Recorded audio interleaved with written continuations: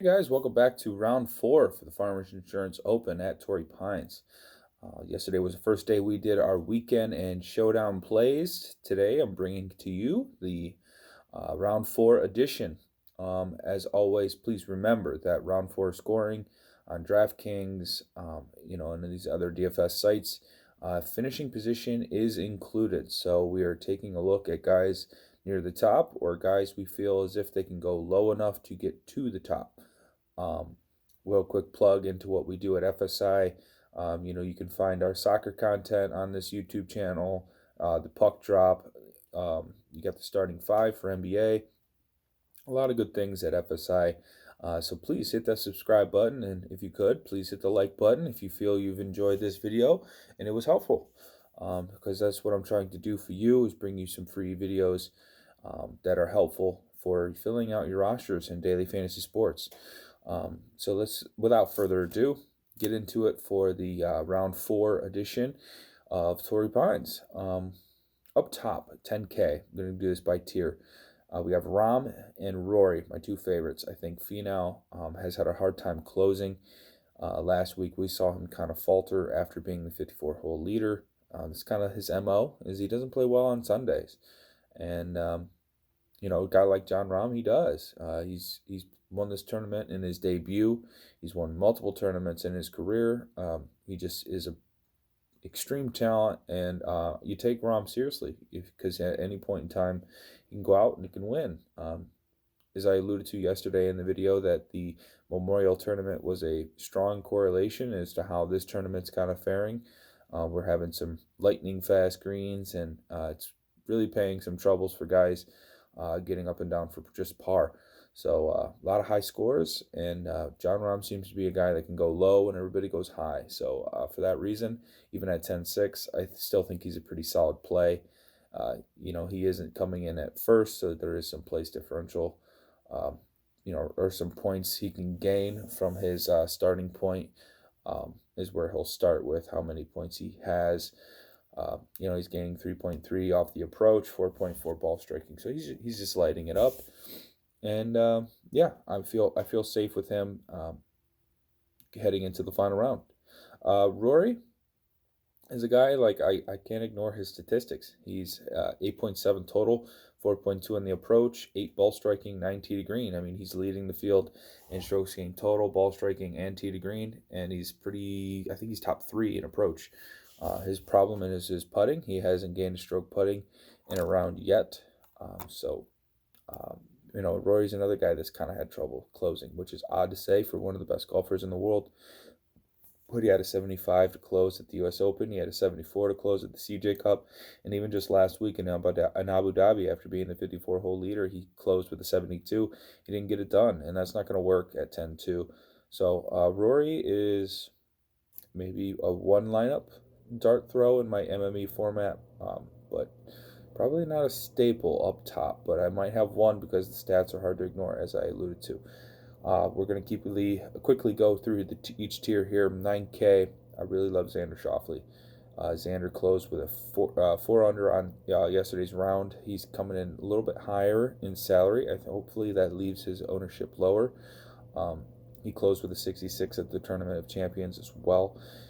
He's shooting 8.3 strokes gained total and 4.3 strokes gained approach, 5.7 strokes gained ball striking, 5.5 tee to green. He's just hitting the ball very well. He can close, as I mentioned before. He's won in these large field tournaments. He is a homeboy. This is his home course. So maybe this is the time Xander rises above and wins. I think there's a range of outcomes coming in tomorrow. The leaders could drop, and a guy like Xander sitting in that position, I think he's at 8th, can close hard and maybe win this tournament. Hopefully for my one and done, and for many of my classic lineups, Adam Scott pulls out a victory tomorrow at 9-2. He shot even today, but that doesn't really dictate what he did on the scorecard today. He had 5 birdies, 1 eagle, 5 bogeys, and a double. So he just did a whole lot of everything. Par was not his friend yesterday, but that equates to a lot of DraftKings scoring. So I do like Adam Scott for that reason, because he's really hitting the ball well. 7.3 total, 2.1 on the approach. He's even putting really well. When Adam Scott's putting really well and he can get everything else to come together along with that putter, it could be dangerous. He could go really low tomorrow, shoot a 64, and win this tournament. The weather conditions are going to be pretty easy for scoring conditions. Not a lot of wind, unlike what we saw on Thursday, or a little bit on Thursday, mostly on Friday, and even some parts of Saturday. It looked like it was getting a little windier towards the end of the day, but he closed with a 66 at Sony. I feel pretty safe with Adam Scott in my lineups at 9-2. 8K is going to be like a GPP zone. Don't really love much in this range, but I do love a few guys. Zalatoris 8-7, Cam Davis 8-6. Zalatoris has been a really big surprise in this tournament. I played a little bit in Classic in my 20 entry max, but Zalatoris has got 7.3 on the total strokes gained total, 4.3 on the putter. He's doing really well with his putter, and he's seemed to have really figured out these greens. I think he could go low tomorrow. I don't think he can win, and his 8-7's a little high. So if I don't play Scott and I maybe make a Zalatoris pivot, I think that's what I would kind of do in that. But Cam Davis, going to be a dart throw, but he closed with the 64 at the Amex, and his strokes gain numbers kind of surprised me. 6.2 tee to green, 3.5 on the approach, 4.9 ball striking. He's hitting the ball in the fairway. He's hitting it closer to the green. I do like Cam Davis. Maybe he can fire another 64. Like I said, GPP play only. 7K, I only got 2 plays I really like. Everything else is going to be just MME. MME meaning, multiple made entries for 20 entry max. I like Henrik Norlander at 72, I believe he is. 5.7 total, 3.8 on the approach, 6 ball striking, 7.9 tee to green. He shot a 4-under yesterday. He limped into the cut. He went off on the North Course, and then he played really well on the South Course today.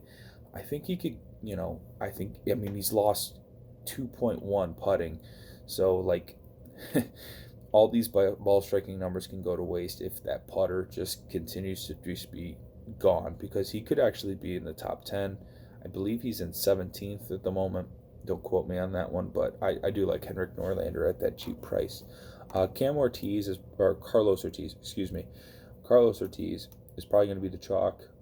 He fired that 6-under today at on that South Course, obviously, because that's the only course we're playing. But he's 8.7 total. He's doing a lot with a putter, 4.6 on the putter. So remember, those putting stats can be a little volatile. 4.1 tee to green. He's just going to be the chalk. I'll have to eat it at some point. I'm not gonna, maybe I'll be like 50-50 to the field, and hopefully my 50% fade of Carlos Ortiz is better than my 50% played. Because honestly, it'll be probably like a 60% play tomorrow, or like a 40% play tomorrow. So kind of looking forward to hoping him fall off. But if he doesn't, then I'll have my shares. Burns, Malnati, Werenski, other guys I like in that range. 6K, I like one guy only. Sam Ryder, 6,200, shooting 7.8 tee to green, 7.5 ball striking. He was 3-under today, 6.7 total, 5.4 strokes gain approach. That is the best in the field in 2 rounds on the South Course. Love me some Sam Ryder at 6'2". Going to have him on a lot of lineups because I feel like that's going to be able to get me Rahm, it's going to be able to get me Xander, and it's going to be able to get me another one of Zalatoris and Scott. And I won't have to play too many in the 7K range where I feel like there's a lot of question marks. But that'll do it. If you want to get to the Discord channel and we can find some more plays, I'm going to have a core lineup for you, just going to get you started, and then we're going to have some more plays that we feel really confident on. And please like the video, comment if you have any questions, and hopefully I can see you guys in the Discord in the near future. Alrighty, for now that'll be it, and I'll see you next week. Thanks.